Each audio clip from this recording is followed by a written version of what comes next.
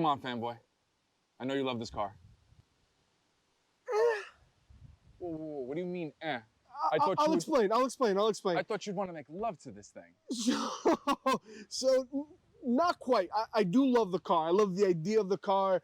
I love the color of the car. So, the front of the car, I like. I'd be bold enough to say I love. It's very distinguished, very BMW, very out of its element. I love it. The side profile of the car, I like. Okay. I could say even I love.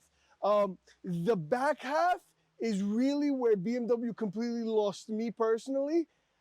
We'll get to that in a moment. So aside from the back and the powertrain on this car, amazing. Everything else is amazing. So just my two pieces of grief are with the powertrain and the rear of the vehicle. And so what kind of blows my mind is this. So I know this is the most powerful M car BMW has ever made. Yeah. So this one has 644 horsepower. It's definitely a beast. Two things. So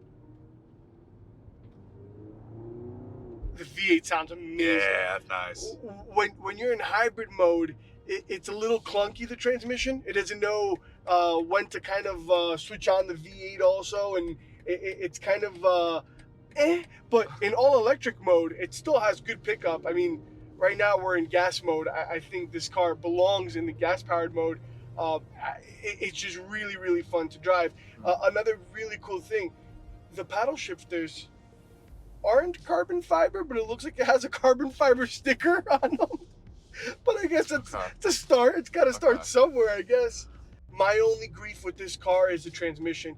The transmission kicks. It almost makes it feel like it doesn't know what it's doing, like it's confused. And I think when you're spending $170,000, that shouldn't be an issue.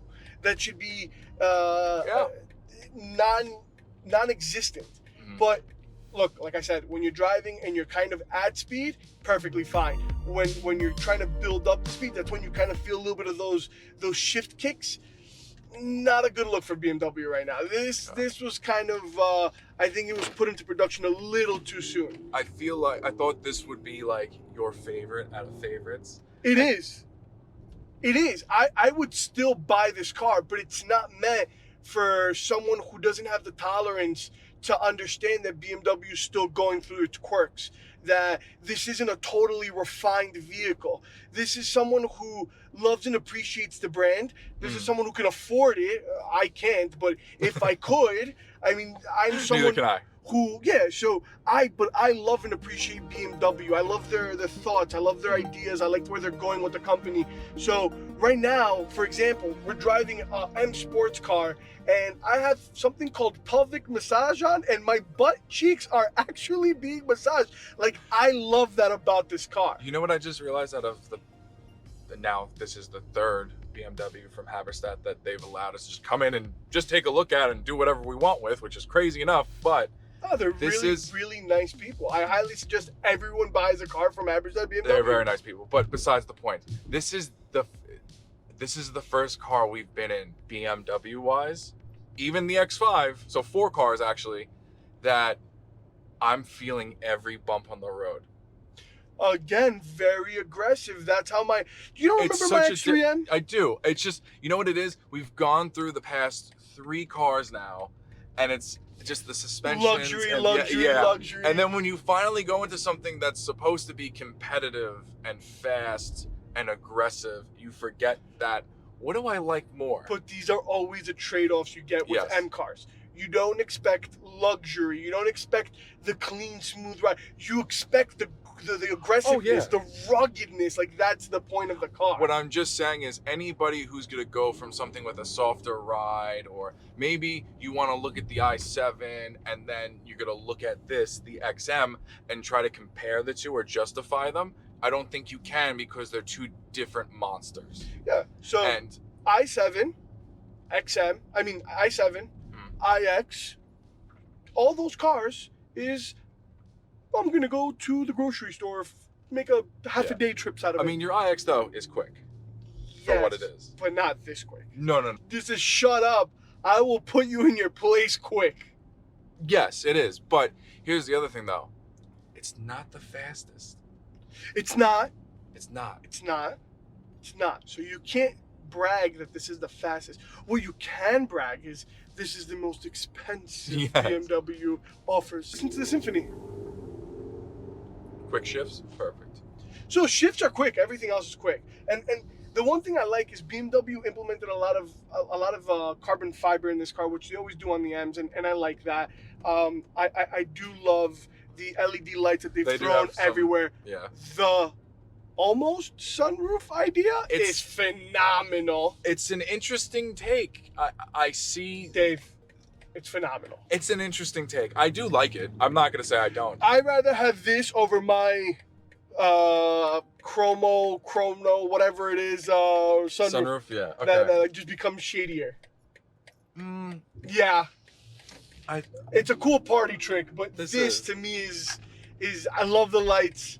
I think the know lights are nice. half of our friends would probably go bananas to see these lights at night. Yeah, I mean, between all the colors that you can go from, the customization of just the lighting in general, or the brightness, the color. It's nice. It's comfortable. The seats are super bolstered.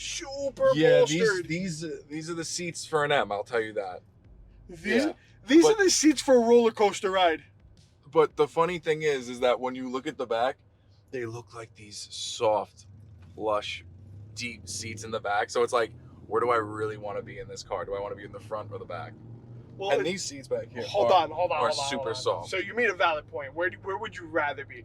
I'd rather be driving. You can be wherever you want, but I'd rather be driving this thing because this thing is amazing. Don't to get drive. me wrong. Don't get me wrong. I enjoy the speed and the power that comes from an M. But that just looks so inviting back there. So you're more of a 7 Series. I want to be enveloped in luxury. I want to, breathe Hermes. I'm more of No, I'm fast. good on that. Now, fast. Let's go. Come on. What's really crazy is that comparatively to the X7, this is 2 inches smaller. So this is 201 inches in length, while the X7, I believe, is 203. And It we're doesn't about... feel that big. No, it doesn't. Doesn't feel that big. It at all. kind of looks big from the outside, like a big bolstery boy, a little Oomph. a little broad, if I might say. But it doesn't feel that way inside. It feels like it was purposeful in the design and a Frontier. And So the rest of this reminds me of a regular yeah, M5, M6. I mean, they have a couple of cool features, but nothing worth noting or talking about. The rest of it still reminds me of a pure M6, M5 M8, M5 you could buy today. Yeah. M6 obviously not around. Sorry, we just saw a classic 90s M6. oh in the yeah, that's right, showroom. we did. Yeah, I was so sick. Again, everything else really does seem regular BMW. Again, there's nothing to really go over. I feel like it would just be redundant at this point. You can literally watch any of our episodes on our channel, and the interior looks the same, minus this one has carbon fiber. yeah. A little bit more carbon fiber thrown around. I'm gonna need. Well, people are gonna need your take on the drive 100% because I'm gonna skip the drive today. Scale of Dude. 1 to 10. This car's a 7. Really? This car's a 7. Told you, man, that transmission's a letdown. Transmission's a letdown. The fact that you're spending $170,000 and it's not faster than the X5M, which is only $123,000 in America. You do, again, you get a little bit more leather. You get the fancy lights up top. The drive is a 7. The drive is 7. I've driven a 23 X5M comp, and that car was much more ballsy than this car is. This car just kind of feels like it's a little confusing. It's tamed in a way. Because of that hybrid motor, is just not a successful mix at the current moment. Okay. They didn't do a good job pairing these two together.